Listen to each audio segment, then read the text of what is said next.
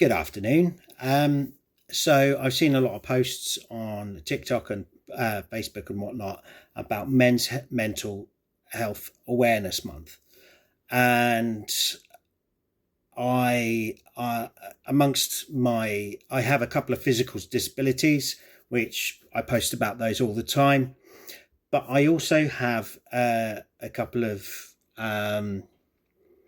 mental health problems, conditions, whichever way you like to put it. So I have depression and anxiety, which is they're both medicated quite strongly as well. And what I want to say is that when I first started having sort of weird feelings about how I felt, mentally, and how my mood was and things like that, it came from a place of my diagnosis of having ankylosing spondylitis not so long before that. So pain had built up over a period of time, and I was struggling with that, unmedicated.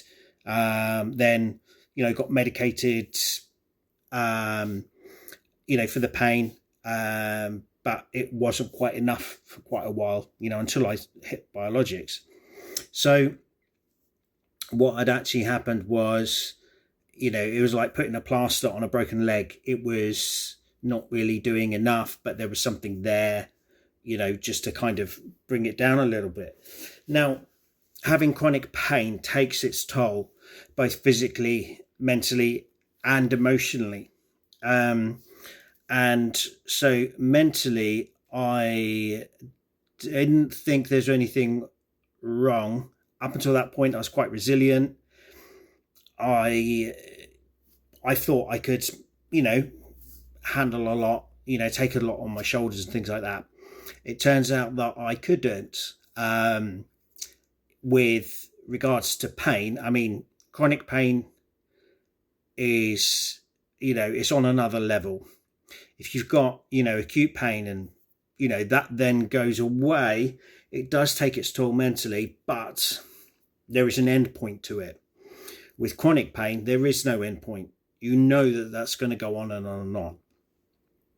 And I guess it kind of slowly dawned on me that this was going to be forever. And slowly but surely, those mental problems built up. I was in a flare-up physically as well, which didn't help. And then one day, this was all still while I was working, and one day I sat at my desk and I was like, okay, I just need to take 5 minutes away and sit in a room alone. So there was like a meeting room just around the corner, and it had, it was the smallest meeting room. It had no windows. It just had the door, and it was enclosed, fully enclosed. And so all soundproof, so you couldn't hear anything going on in the background or anything like that outside. Went in there, closed the door, and I sat on the floor. What I thought was going to take 5 minutes, I was in there for about 2 hours. And it just hit me like a ton of bricks. It was, I don't know whether it was like, hang on a minute, I've got a realization that something's happening to me. So the first thing that I did was I called my wife, and I remember these words, and they will stay with me until the day I die, and I'm sure they'll stay with her until the day I die. I've never said anything like it before or since. And I just, she picked up the phone. She said, "Is everything all right?" Because I never phone anybody. And I just said, "I think there's something wrong with me." And that was it. That was the kind of life-changing moment. she was, she asked me to, talk through things with her, which I did. And she just said, we need to get you some help now. And I said, okay, well, luckily my workplace had a free employee help kind of program where you could just pick up a phone and literally talk about anything, and they could put you through to anybody else. And I rang that and stayed on the phone with them for quite a while.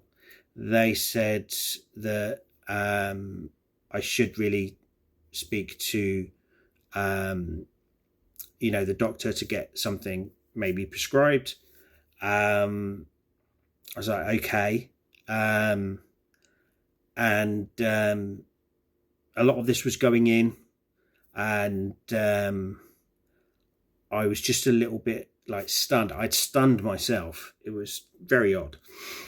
I kind of like, the best way to describe it was kind of like an out of body experience. You're looking at yourself and it's you doing it, but at the same time, it doesn't feel that it's you. It's really odd, or it was really odd for me. I don't know whether anybody else has had that. And I went through that, and they suggested I go to the doctors, and we had helpline for private doctors. So I spoke to one of them. They said, okay, to get a prescription, that's not a problem. We can sort you out. But if it's, for a chronic, ongoing prescription, you need to see your GP. So got a GP appointment.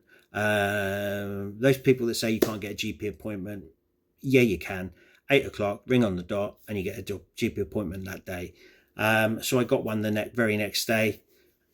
Went and saw them, and they said, okay, you're in an absolute state. And they said, okay, did you know that with your diagnosis through the NHS that you get free psychological appointments? And I was like, oh, okay. Tell me more. So I attended those. I've got 6 of those. And then after that, I carried on privately paying myself, through, money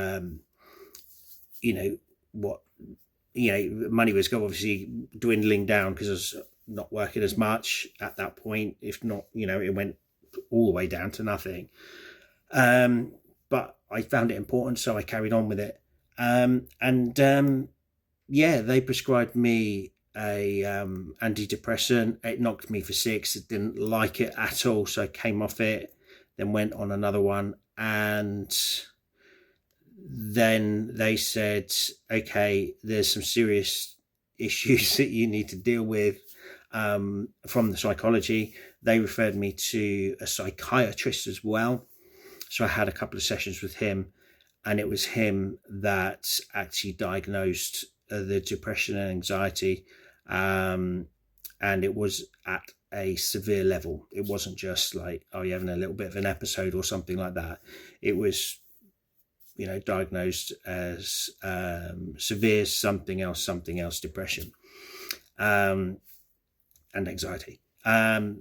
So yeah, that's my little story about mental health. Now I'm still on the medication. I still talk to the psychologist,